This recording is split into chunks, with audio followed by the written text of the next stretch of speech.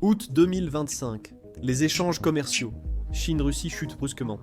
En août, les exportations chinoises vers la Russie en yuans ont enregistré leur plus forte baisse depuis février. Les exportations chinoises vers la Russie ont baissé de plus de 16% et celles de la Russie vers la Chine de près de 18%. Pour une relation autrefois saluée comme une bouée de sauvetage, ces chiffres sont préoccupants et constituent un avertissement. Quelque chose se brise. Quelques semaines plus tard, Vladimir Poutine se rend à Pékin et marche avec Xi Jinping lors d'un défilé militaire très médiatisé. Les tapis rouges sont déroulés, les flashs crépitent. La chorégraphie est impeccable. De l'extérieur, cela ressemble à de l'unité. Deux géants qui tiennent tête à l'Occident. Derrière les apparences, les fissures grandissent et la confiance s'effrite. Et la Chine recule lentement, laissant la Russie plus isolée qu'elle ne l'a été depuis des décennies. Ce n'est pas simplement un ralentissement, c'est le début d'un effondrement géopolitique. Cette fracture n'est pas une simple querelle. C'est un changement stratégique aux conséquences concrètes. Pendant des années, la Russie a beaucoup compté sur la Chine pour survivre à la pression occidentale. Après l'invasion de l'Ukraine, en 2022, Moscou a subi de lourdes sanctions et l'Europe a fortement réduit ses importations d'énergie. Les États-Unis ont gelé des avoirs et bloqué la technologie. Et l'accès de la Russie à la finance mondiale, aux machines et aux biens de consommation s'est effondré presque du jour au lendemain. Avec l'effondrement, la Chine est devenue la bouée de sauvetage de Moscou, qui a vite tourné son commerce vers l'Est. Les entreprises chinoises ont remplacé les sociétés occidentales et le pétrole et gaz russes ont afflué vers la Chine. Des produits électroniques, véhicules et pièces industrielles ont afflué en Russie, réapprovisionnant les rayons vides. Le Kremlin a appelé cela un pivot vers l'Est, et un temps, ce pivot semblait tenir. En 2023, le commerce bilatéral a battu des records, exportations russes en hausse et importations chinoises stabilisant le marché. Les deux gouvernements se sont félicités, ont signé de nouveaux accords énergétiques et évoqué un monde multipolaire. Présenté comme un réalignement à long terme, ce mouvement a aujourd'hui nettement ralenti, comme le montrent les chiffres. Autrefois florissante, cette relation commerciale décline désormais. Mais qu'a-t-il pu se passer en si peu de temps ? La raison est simple. La Chine a déjà acheté ce qu'elle voulait. Dans les 2 ans suivant le début de la guerre en Ukraine, la Chine s'est empressée d'acheter pétrole, gaz et charbon russe à bas prix. Elle a aussi vendu des biens russes, des voitures et de l'électronique pour remplacer ceux des entreprises occidentales. Aujourd'hui, les réserves d'énergie nationale de la Chine sont pleines, ces stocks stratégiques ayant été constitués durant la période de rabais. Avec sa transition énergétique, plus de solaire, d'éolien et de raffinage national, elle n'a plus besoin d'acheter autant. La Russie découvre à ses dépens que la Chine n'augmentera pas ses achats, simplement pour sauver indéfiniment l'économie de Moscou. C'est là que l'illusion se fissure. Les démonstrations d'unité, les discours sur une amitié sans limite et les annonces de nouveaux gazoducs visent à montrer que la Russie a un partenaire fiable. Mais sous les feux de la rampe, la relation est tout autre. La Chine reste prudente et réticente à risquer pour Moscou si les coûts sont trop élevés. Actuellement, ces coûts sont très élevés et continuent d'augmenter. Voyons pourquoi la loyauté de Pékin est si chère. Au centre de cette pression se trouvent les sanctions. Il ne s'agit pas seulement de celles qui sont en place depuis 2022, mais d'une nouvelle vague qui change complètement les règles du jeu. Sous la dernière initiative de Donald Trump, les États-Unis ont élargi leurs sanctions pour cibler non seulement les entreprises russes, mais aussi toutes les entreprises étrangères, qui les aident à rester à flot. Cela inclut les banques, fabricants et fournisseurs chinois de technologie. S'ils fournissent à la Russie des semi-conducteurs, des machines avancées ou des services financiers, ils risquent d'être exclus du système financier mondial. Pour Pékin, la menace est réelle. Trump ne plaisante pas avec ses menaces, et le président Xi le sait bien. Un faux pas et le marteau de Trump s'abattra sur Pékin. Si c'était à une autre époque, peut-être, juste peut-être, que la Chine résisterait davantage. Mais ce n'est pas le moment pour eux de contrarier Trump, l'économie chinoise étant déjà sous pression. Pour faire simple, la croissance ralentit et toute l'économie est en désordre. Le secteur immobilier est en crise. Le chômage des jeunes augmente et tout le reste est en train de s'effondrer. Ces banques dépendent du système dollar et ses principaux exportateurs des marchés occidentaux pour leur rentabilité. Pékin ne peut pas risquer d'être exclu, de voir ses entreprises technologiques sur liste noire ou ses institutions financières gelées. Donc, même si elle continue d'acheter du pétrole et du gaz russe en quantité réduite, elle se retire progressivement de tout le reste. Les livraisons d'équipements sensibles ont ralenti, et les grands projets d'infrastructures sont retardés ou discrètement mis de côté. Les banques chinoises renforcent leurs règles de conformité, ce qui complique la tâche des entreprises russes pour transférer de l'argent ou obtenir du crédit. Même les co-entreprises auparavant prometteuses sont désormais dans l'impasse. En réalité, toute cette pression a changé le ton. Ce qui était autrefois une coopération audacieuse est maintenant une hésitation silencieuse, et on ne peut pas blâmer la Chine pour cela. Au-delà du commerce et de la banque, un repli apparaît aussi dans la technologie. Les entreprises technologiques chinoises ralentissent ou annulent prudemment des projets de recherche conjoints avec des partenaires russes. Les accords de co-développement en intelligence artificielle robotique et télécommunications, autrefois symboles de coopération, sont aujourd'hui réévalués ou abandonnés. La raison n'est pas seulement la peur des sanctions. La Chine refuse que ses industries avancées dépendent d'un partenaire jugé instable. La technologie occidentale est essentielle à l'innovation chinoise. Toute transmission de systèmes sensibles ou de savoir-faire par des entreprises chinoises à des sociétés russes sanctionnées pourrait entraîner des représailles de l'Europe ou des États-Unis. Pékin refuse de prendre ce risque, tandis que la demande russe pour des puces haut de gamme, l'intelligence artificielle et le cloud a augmenté. L'approvisionnement chinois baisse, en raison de la pression de Washington et du risque encouru par les entreprises chinoises si elles sont prises. Parfois, ils passent par des pays tiers ou annulent les accords de livraison technologique. C'est une forme de découplage discret, ni annoncé, ni reconnu, mais qui redéfinit déjà la manière dont les deux pays collaborent. Et pour la Russie, perdre l'accès aux technologies avancées pourrait être encore plus dommageable que de perdre les marchés. Cela freine l'innovation, affaiblit ses industries de défense et accentue l'isolement que la Russie comptait que la Chine résolve. La stratégie de Trump est claire et efficace. Il veut que l'aide à la Russie coûte plus cher que ses avantages. Et il ne se contente pas d'exercer une pression discrète. Nous sommes en septembre 2025, il a appelé l'OTAN, et l'Union européenne a imposé de lourds droits de douane sur les produits chinois si Pékin continue d'acheter du pétrole russe. Il réclame aussi des sanctions secondaires visant directement les entreprises chinoises de l'énergie, la finance et la technologie. Il ne faut pas être un génie pour comprendre le message que Donald Trump envoie. En gros, si vous soutenez Moscou, vous en paierez le prix. En même temps, l'Europe a également durci sa position envers Pékin. Les dirigeants européens tentent de garder le dialogue, mais l'inquiétude monte sur le soutien discret de la Chine à la Russie. L'Union européenne coordonne davantage avec Washington sur les sanctions secondaires et renforce le contrôle des exportations de technologies sensibles. Même l'Allemagne et la France, autrefois prudentes, mettent désormais en garde contre le double jeu de la Chine. Un pied dans l'économie mondiale et l'autre soutenant un régime sous sanctions. Ce changement n'est pas passé inaperçu à Pékin. Ignorer la pression de Washington est une chose, mais risquer des tensions commerciales avec l'Union européenne, principal marché d'exportation chinois, en est une autre. C'est risquer un marché de 500 milliards d'euros. Pour les responsables chinois qui cherchent à stabiliser la croissance et à éviter de nouvelles turbulences économiques, c'est une raison supplémentaire de limiter les actions risquées en faveur de Moscou. Cette décision dépend aussi de la perception chinoise de la guerre menée par la Russie. Bien que les médias d'État chinois évitent en mode de critiquer ouvertement la Russie, ils célèbrent rarement la guerre non plus. Le débat en ligne vise surtout l'économie chinoise, l'emploi et le logement. Chez les jeunes, le soutien à un rapprochement avec Moscou reste très modéré. Il n'y a pas d'appétit public pour être entraîné dans le conflit de quelqu'un d'autre, surtout lorsqu'il n'y a pas de victoire claire en vue.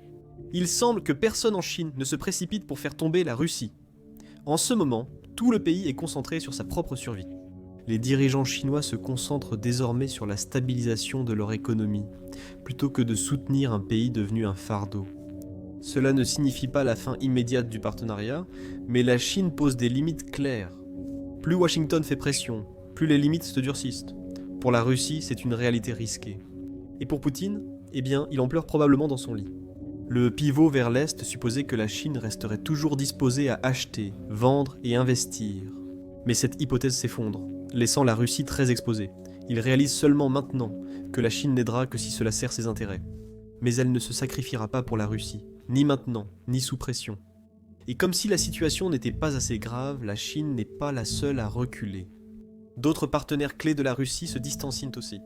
L'Inde, ancien grand soutien énergétique de la Russie après 2022, prend désormais ses distances.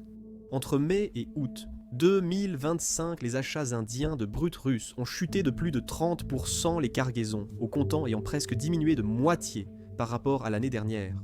Les contrats à long terme sont renégociés discrètement, tandis que les nouveaux accords stagnent. Des raffineurs indiens réclament plus de remises, D'autres se tournent davantage vers les fournisseurs du Golfe. Pourquoi? Les sanctions secondaires commencent à agir. Les institutions financières, assureurs et compagnies maritimes liées aux transactions pétrolières russes sont davantage surveillées par l'Occident. Pour les entreprises indiennes, le coût de l'association augmente rapidement. C'est à peu près la même situation que celle de la Chine. Mais contrairement à la Chine, l'Inde n'a ni l'envergure ni l'ambition stratégique pour absorber ce genre de pression. Elle commerce mondialement, et les marchés occidentaux restent bien plus importants pour Delhi que le pétrole bon marché. Autrefois, la Russie voyait l'Inde comme une solution fiable, mais les chiffres montrent une réalité différente aujourd'hui. Le soutien jadis acquis par Moscou devient chaque jour plus transactionnel, reflétant une tendance plus large. Le plat pivot vers l'Est, autrefois vu comme la sortie de la Russie face à l'isolement occidental, ralentit désormais. La Chine impose des limites, l'Inde se protège et les sanctions deviennent plus dures. Cela laisse à la Russie de moins en moins d'options. Cette pression énergétique met en lumière la vulnérabilité fondamentale. La Russie, ancien pilier de l'énergie mondiale et principal fournisseur de l'Europe, dépend désormais de quelques acheteurs, tous plus puissants qu'elle. Ce déséquilibre apparaît surtout dans sa relation avec la Chine. En réalité, malgré les slogans et les photos orchestrées, le lien entre Moscou et Pékin n'a jamais été égal. L'histoire est marquée par la rivalité et la méfiance. Dans les années 1960, les deux pays se sont affrontés le long de leurs frontières. Ils ont longtemps rivalisé pour l'influence dans le monde communiste. Aujourd'hui encore, derrière la coordination stratégique, la dynamique de pouvoir persiste. La Chine est un géant manufacturier, la deuxième économie mondiale et une puissance diplomatique émergente. La Russie se limite de plus en plus à exporter des matières premières et à importer des technologies inaccessibles en Occident. La Chine agit par intérêt, non par loyauté, et cet avantage façonne la relation. Si vous avez regardé Suits, Power ou Game of Thrones, vous savez que l'avantage est tout, et franchement, la Chine a le choix. Elle peut acheter du pétrole dans le Golfe, du charbon en Indonésie, et du gaz en Asie centrale. Elle peut vendre ses marchandises en Afrique, Amérique latine, Europe et ailleurs. La Russie a été exclue des marchés occidentaux, isolée par des sanctions, et dépend maintenant beaucoup de la demande chinoise pour soutenir son économie. Ce n'est pas un partenariat, c'est une hiérarchie, avec Pékin au sommet. Et ce n'est pas seulement la Russie qui en fait l'expérience. À travers l'Afrique, l'Asie du Sud-Est et certaines régions d'Amérique latine, la stratégie de la Chine est similaire. Elle accorde des prêts, construit des infrastructures et ouvre des marchés, mais en protégeant d'abord les intérêts de Pékin. Des pays comme le Sri Lanka, le Kenya et le Laos ont appris que le soutien chinois s'accompagne souvent de conditions cachées.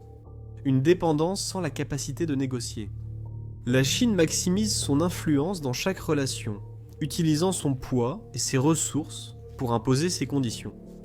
Avec la Russie, ce déséquilibre est maintenant public et s'accentue chaque jour. Et le déséquilibre ne s'arrête pas au commerce, il s'étend à la géopolitique. L'Asie centrale, autrefois fermement sous l'influence de Moscou, est aujourd'hui remodelée par les investissements chinois. Grâce à l'initiative La Ceinture et la Route, Pékin a investi des milliards au Kazakhstan, en Ouzbékistan et dans d'autres pays de la région. L'argent chinois finance routes, chemins de fer et pipelines, établissant des liens durables. Par ailleurs, l'influence russe, autrefois appuyée par une présence militaire et des liens historiques, diminue. Les dirigeants régionaux continuent de voir Moscou, mais privilégient désormais Pékin, jugé plus stable et généreux. Pour la Russie, c'est assez humiliant. Tout ce que Vladimir Poutine peut faire, c'est s'asseoir et regarder la Chine prendre le contrôle d'une région qu'il dominait autrefois, sans jamais tirer un seul coup de feu. Même sur le plan militaire, les limites des partenariats russes sont évidentes. Malgré les exercices conjoints et réunions diplomatiques avec la Chine, la réalité est plus complexe. La Russie voudrait sans doute que la Chine soit plus comme la Corée du Nord, provocatrice, audacieuse et prête à fournir des armes contre l'Ukraine. La Chine a été claire. Elle n'apportera aucune aide létale à la Russie dans la guerre en Ukraine. Bien que les deux pays parlent d'un partenariat sans limite, Pékin veille à ne pas dépasser certaines limites. Envoyer des armes risquerait d'entraîner de graves sanctions occidentales et de nuire aux liens économiques importants de la Chine avec l'Europe et les États-Unis. La Corée du Nord, en revanche, ne subit aucune de ces pressions. Déjà isolée et sanctionnée, Pyongyang a régulièrement envoyé artillerie et missiles pour soutenir la Russie. Pour la Corée du Nord, soutenir la Russie est un moyen de gagner en influence, de montrer sa défiance envers l'Occident et de renforcer sa position. Elle a peu à perdre, et voit la confrontation comme stratégique. La différence est claire. La Corée du Nord prend des risques, car elle a peu à perdre, tandis que la Chine est plus prudente car elle défend des intérêts mondiaux. La Russie aimerait peut-être que la Chine offre une aide plus directe, mais Pékin a fait son choix. Elle ne paiera pas le prix de la guerre de quelqu'un d'autre. YouTube vient de faire une annonce stupéfiante. Elle verse 64 millions de dollars par jour aux créateurs.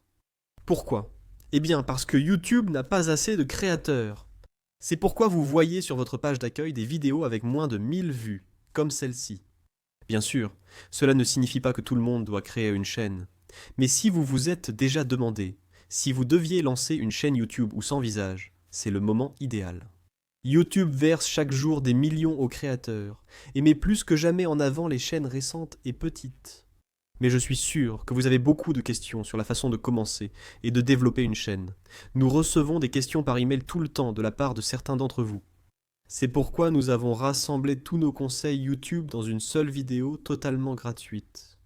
Donc, si vous êtes quelqu'un qui souhaite lancer sa propre chaîne YouTube, vous pouvez regarder cette vidéo ici sur YouTube en cliquant sur le lien dans la description ou sur la fiche qui s'affiche à l'écran. Le même déséquilibre se retrouve dans les infrastructures. Le gazoduc Force de Sibérie, souvent présenté à Moscou comme une avancée stratégique, est en réalité un accord entièrement dicté par les intérêts chinois. La Chine étant l'unique acheteuse, elle contrôle rythme, conditions et prix. Les pays européens payent en plus de 400 $ pour 1000 mètres cubes de gaz russe, tandis que la Chine en paie environ 270. Cette différence est aussi un levier, expliquant en partie pourquoi Pékin n'accélère pas le projet. La construction avance lentement, le financement reste incertain, et les délais sont constamment repoussés. Pour la Russie, ce gazoduc est vital. Pour la Chine, c'est un robinet flexible, parmi plusieurs options énergétiques qu'elle peut retarder ou réduire. Contrairement à la croyance populaire, le gazoduc n'est pas un symbole de partenariat égal, mais plutôt un rappel discret de la dépendance. La Russie affiche l'accord comme signe de résilience, mais en privé, elle connaît la réalité. La Chine achète à bas prix, impose ses conditions et détient tous les atouts. Il s'agit d'une relation maintenue, surtout par les apparences, présentée en public comme un lien sans limite. En pratique, elle fait preuve de prudence et de discrétion. La Russie peut se présenter comme l'alliée la plus proche de la Chine, mais à huis clos, elle sait à quel point elle était réellement vulnérable. Pékin mise sur le long terme. Son attitude envers la Russie s'appuie sur la stratégie, non sur la loyauté ou une idéologie commune. L'image des deux dirigeants côte à côte envoie un message à l'Occident. En coulisses, la Chine évalue ses risques. Un calcul finalement assez simple. Tirer profit de la Russie sans risquer une confrontation menaçant la stabilité de la Chine. Et encore une fois, cela ne veut pas dire que la Chine se retire complètement. L'énergie continuera de circuler. Les marchandises traversent toujours la frontière. Et les réunions de haut niveau produisent toujours des déclarations élogieuses. Mais lorsqu'il s'agit d'engagements réels, la Chine reste prudente. Tout est fait pour éviter de franchir la ligne déclenchant des sanctions secondaires. C'est là que le mythe de ce partenariat parfait commence à s'effriter. Ce que nous voyons à la place, c'est la recherche d'un juste milieu. Juste assez pour maintenir la relation en vie, mais pas assez pour être entraîné avec elle. Ce juste milieu laisse la Russie frustrée. Pour le Kremlin, ils espèrent un soutien actif, mais n'obtiennent qu'une diplomatie, un commerce limité et un isolement croissant. Chaque fois qu'un nouvel accord est annoncé, les petits caractères révèlent la vérité. La Chine en profite bien plus que la Russie. Cette dépendance grandissante fragilise leurs relations et montre que les deux pays prennent des directions différentes. La Chine cherche influence mondiale, diplomatie équilibrée et leadership économique. La Russie a choisi la confrontation, l'isolement et la défiance. Ces trajectoires ne se croisent que temporairement. Finalement, elles finissent par se séparer. Et elles sont déjà en train de se séparer. Le démantèlement du partenariat sino-russe n'est plus une simple question bilatérale. Ce signal montre au monde que l'alliance, autrefois perçue comme un contrepoids à l'Occident, est bien plus faible qu'elle ne le paraissait. Ce front uni s'avère un arrangement prudent, dicté par le déséquilibre et l'intérêt personnel. Ce changement transforme déjà les perceptions mondiales. La Russie, jadis puissance énergétique majeure, est aujourd'hui vue comme de plus en plus isolée. Son économie est limitée, son influence diplomatique a baissé et sa liste de partenaires fiables diminue. Moscou se tourne alors vers des marchés plus petits, à capacité limitée et peu stratégique. Voilà ce que nous avons constaté ces dernières années. Une course pour vendre du pétrole et du gaz à des prix fortement réduits, simplement pour continuer à financer la machine de guerre et maintenir l'économie nationale à flot. Les marges diminuent, et l'infrastructure pour s'étendre dans de nouvelles régions fait défaut. L'Amérique latine, l'Afrique et des régions d'Asie acceptent quelques cargaisons, mais ne compensent pas ce que la Russie a perdu. Et alors que ce marché international vacille, sur le plan intérieur, les problèmes continuent de s'accumuler. C'est exact, à l'intérieur de la Russie, la pression monte. La croissance stagne, les banques subissent des pressions, et les importations dépendent de l'autorisation de la Chine. Et tandis que le Kremlin continue d'afficher sa confiance, les signes de tension sont indéniables. Pénurie de composants industriels, inflation croissante, et aveu discret des responsables que la situation est difficile. La Chine, quant à elle, gère les répercussions avec une retenue stratégique. En gardant ses distances, Pékin a préservé son image mondiale. Elle prône la paix, garde des liens au-delà des divisions géopolitiques et évite de s'impliquer dans la guerre de la Russie. Cette position permet à la Chine de rester proche de l'Europe, de séduire le Sud global et d'éviter l'isolement qui a frappé Moscou. Pour de nombreux observateurs, la Chine semble jouer sur les deux tableaux. Cette perception est exacte. Cette stratégie offre des avantages évidents. Elle permet de tenir à distance les sanctions occidentales massives.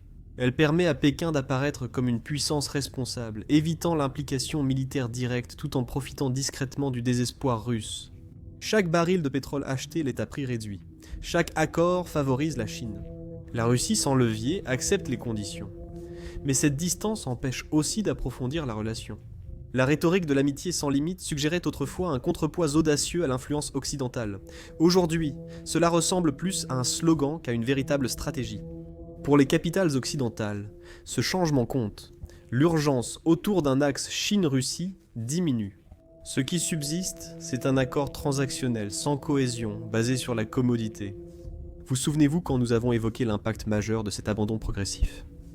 Cette réinitialisation affecte déjà la politique mondiale.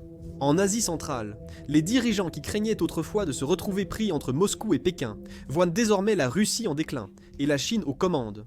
Cela leur donne une marge de manœuvre et une raison de se tourner vers Pékin. En Afrique, l'influence de la Russie à travers des sociétés militaires privées et des accords sur les ressources persiste encore. L'empreinte économique de la Chine est plus vaste et stable.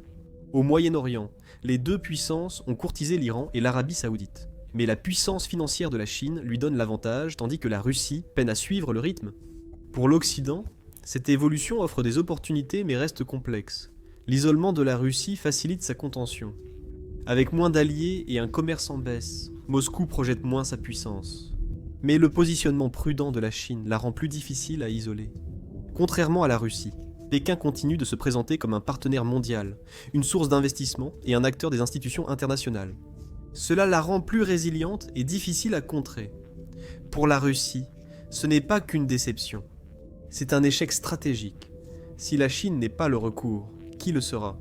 L'Iran et la Corée du Nord peuvent fournir des armes ou acheter du pétrole à bas prix, mais ne combleront pas le déficit commercial, ni n'apporteront la technologie que Moscou recherche.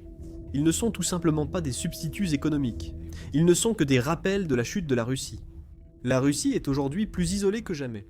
Pour Poutine, c'est un cauchemar, même s'il ne peut l'admettre publiquement. La Russie n'a plus de partenaires égaux, seulement des partenaires transactionnels, des pays qui prendront ce dont ils ont besoin et disparaîtront lorsque le coût deviendra trop élevé. C'est la dure réalité du nouvel ordre mondial que Moscou voulait créer. Au lieu de cela, son allié le plus proche s'éloigne. Cette rupture lente n'est pas seulement un drame bilatéral, c'est aussi un signal mondial. Partout, les pays se réajustent. L'Europe y voit une preuve que les sanctions sont plus douloureuses que prévu. Washington considère que Pékin ne rompra pas avec l'Occident seulement pour soutenir Moscou. Et des puissances intermédiaires, comme la Turquie, le Brésil et l'Arabie saoudite, revoient leurs alliances dans un monde où la Russie paraît plus faible et moins fiable. En Asie, le changement est encore plus stratégique. Pékin ne veut pas être entraîné dans la guerre de Moscou. Son attention est ailleurs, dans le Pacifique, dans sa compétition avec les États-Unis. Xi Jinping ne veut ni risquer son capital politique, ni perdre l'accès au marché à cause des erreurs de Poutine. La Chine s'ajuste discrètement, réduit certaines exportations et renforce le dialogue avec les dirigeants européens. Le commerce avec l'Occident reste ouvert. C'est un exercice d'équilibre. Soutenir la Russie juste assez pour la maintenir à flot, mais jamais au point de compromettre les ambitions mondiales de la Chine. Où cela laisse-t-il la Russie, piégée dans un partenariat non contrôlé et liée à une puissance qui s'éloigne ?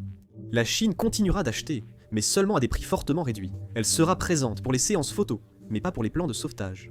Au fil de la guerre, cette distance grandira. Le partenariat sans limite n'a jamais relevé de l'amitié. C'était une question de stratégie. Actuellement, la stratégie de la Chine est la survie.